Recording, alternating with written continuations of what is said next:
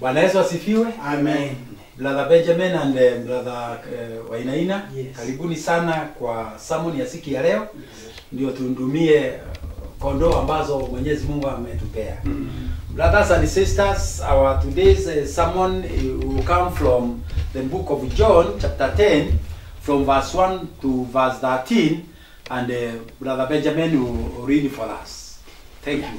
Thank you. As we've been told, our reading will come from the book of John, chapter number 10, verse number 1 to 13. But before we read, let us pray. Lord our Father in heaven, we thank you this morning because you have been good to us. Thank you because of giving us this opportunity so that we can send this wonderful message that you have set before us to your people. We pray that, Lord, you may use us as your noble vessel. In Jesus' name we pray. Amen. Amen. Now the reading, as you said, from the book of John, chapter number 10, from verse number 1 following. Jesus said, I'm telling you the truth.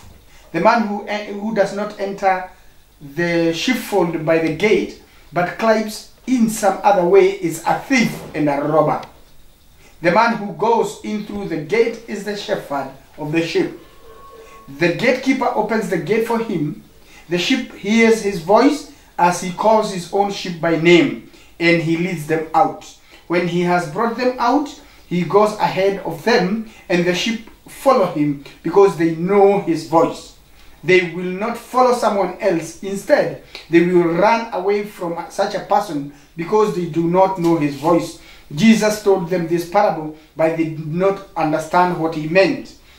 So Jesus said again, I'm telling you the truth. I am the gate for the sheep.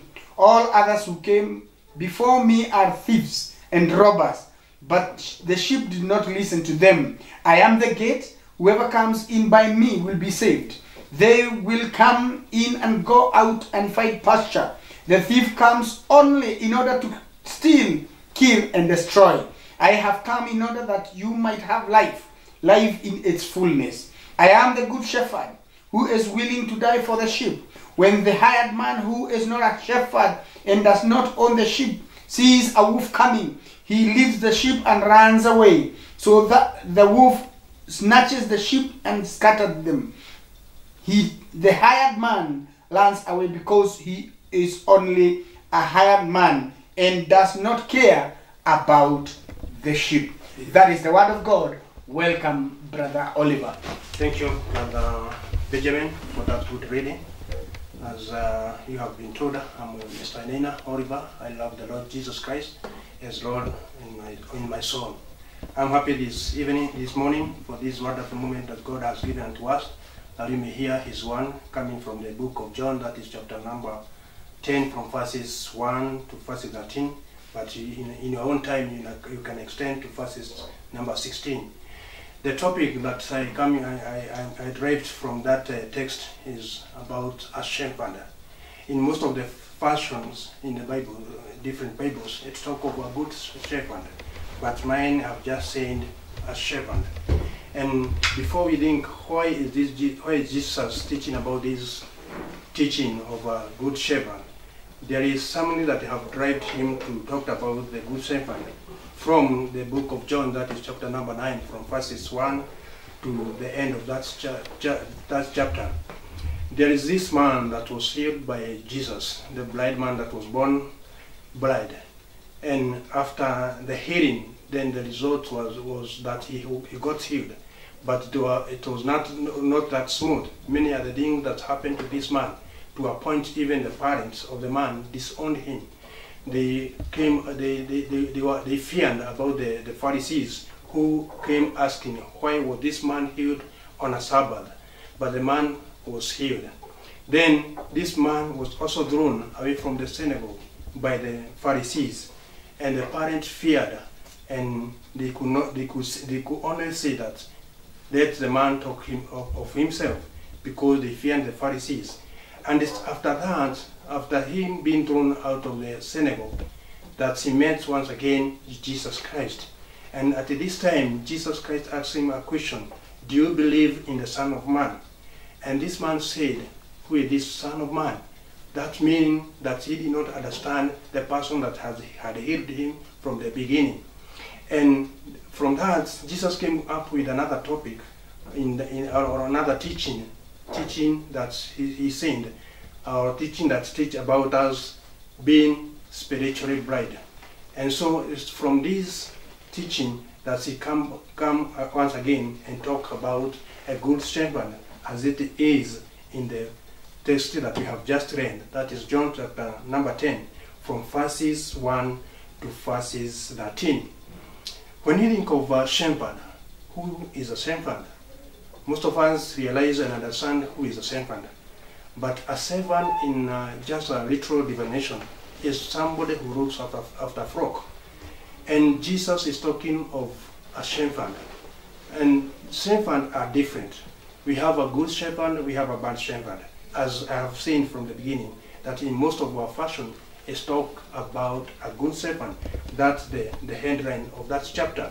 But I have seen, let us look at the shepherd. And we have understand now who is this shepherd. The good shepherd, what are the characteristics that drive or that give us a good shepherd? As it's coming from the book of John, that is 10 from verses 1 to 13. One, this good shepherd is the one who know the wall of a sheepfold, who know the house of the sheep that he lays. He is a person. He just not only know about the sheep, he also know about the sheepfold. And you are told he doesn't get in through other ways, but get into the sheepfold through the gates. That is one of the characteristics or the goodness of a good shepherd. And this also teaches about how we should be when we have been given responsibility to look after the sheep of God. We should not only know about the sheep, we should also know about how they are faring, how they are staying, where they are staying. We should be in that desire to know more about the sheep, how they are sleeping, how they are being fed, how they are staying. That's a characteristic of a good shepherd, that he knows the sheepfold, and hence he doesn't go through the window but go through the gates. Another characteristic or another goodness or another positive things of a good shepherd is that he recognizes the voice of his sheep, and he is also recognized by the sheep. These are two things. He is recognized by the sheep, and also he recognizes the sheep. Praise God. Mm-hmm. This is coming from the verses 3 of that chapter number 10. That for us to know the work that God has given us, the people that he has entrusted us with, we must know them. We must be people that have the interest to understand and to know them. And by this, these people will also know us. We will know what good of us. We know what can we give to them. They will know how we can raise them. And us will be in a position to raise them because they have now known us. And we will be united as one. Praise God. Amen. The other thing that we look in that chapter, looking at the characteristic of a good shepherd, is he leads his sheep and gather his sheep and lead them to a green pasture. Praise God. Mm-hmm. If you can look at verses 4 of that text, that's chapter number 10. The verses 4 is talking about leading the sheep. Praise God. Leading his sheep. How do you, as a Christians, we have been entrusted with the people of God. As a pastor, you have been entrusted to lead the people of God. As a leader, you have been entrusted to lead the people of God. As a father, as a mother, as where you are, there is that trust that you have been entrusted unto to look after the sheep of God, after the people of God. But how do you lead them is the one of the things that matter most. Because it is from the way that you lead them that the way the sheep will follow. And we are being reminded, for being a good shepherd, you have to lead them to a green pasture. You have to lead them to a green area that they will be raised up in fullness. Praise God. Mm-hmm. And as I was looking at this verse about being a good leader, being a good person to lead the sheep and taking them to that green pasture. So you also need to dig deep to the Word of God. You also need to be more knowing about the Word of God. And this will only come as you read the Word of God, as you go back to the Bible, as you make study, as you look at His Word. This will make you to be a good leader and a good shepherd. Praise God. Another thing that we can look at in relation to the Word of God and in relation to our topic, that a good shepherd should be able to make sacrifice. Praise God. He sacrifices his life. This one is more derived from verses 11, where it takes a lot of weight. That I am the good shepherd, our Lord Jesus Christ. I am the good shepherd. The good shepherd sacrifices his life for the sheep. Praise God. Amen. And in the continuation of that, verse 12, a hired hand will learn when he sees a wolf coming. He will abandon the sheep because they do not belong to him, and he is not their shepherd.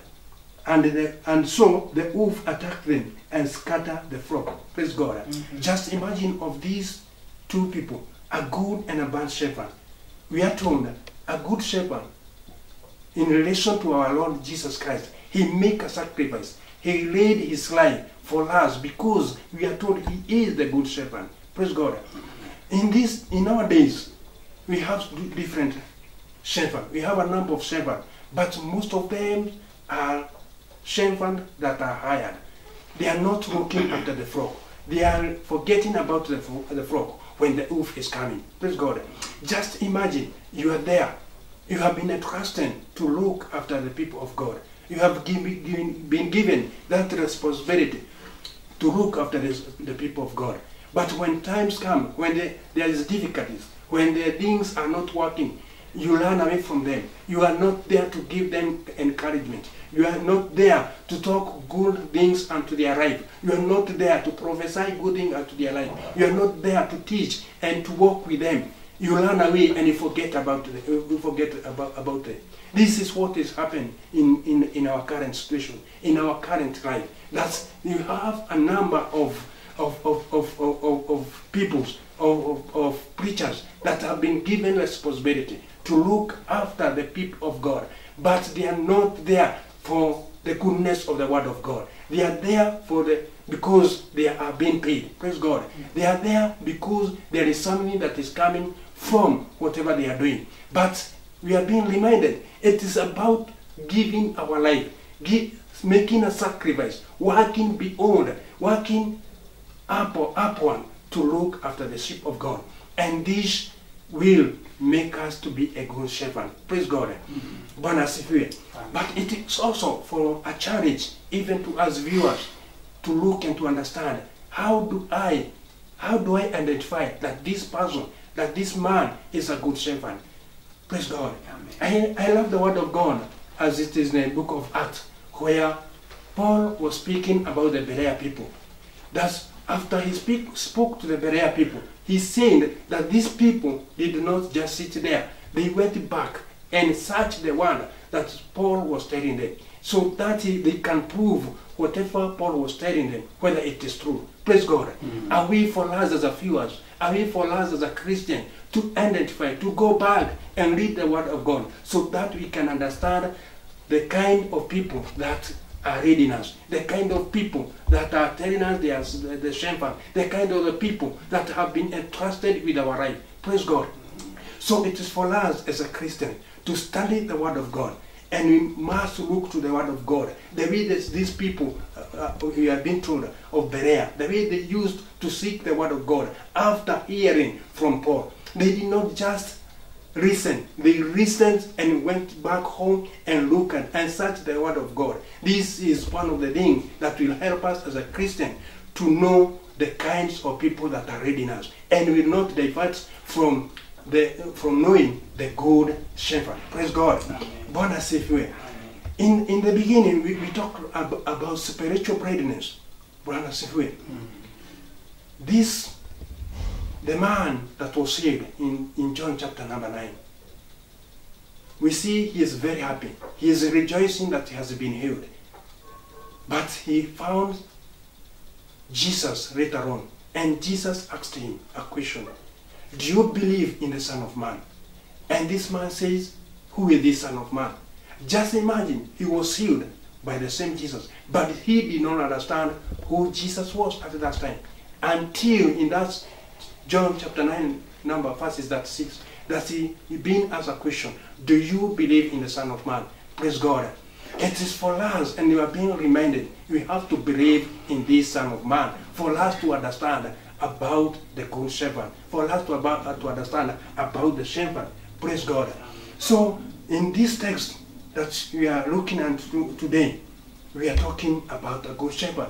And this good shepherd is our Lord and Savior Jesus Christ, who laid his life for us, who gave his life for us. It is for us as a Christian. It is for us to believe in him, to believe in this Son of Man. And by believing in him, we'll be saved.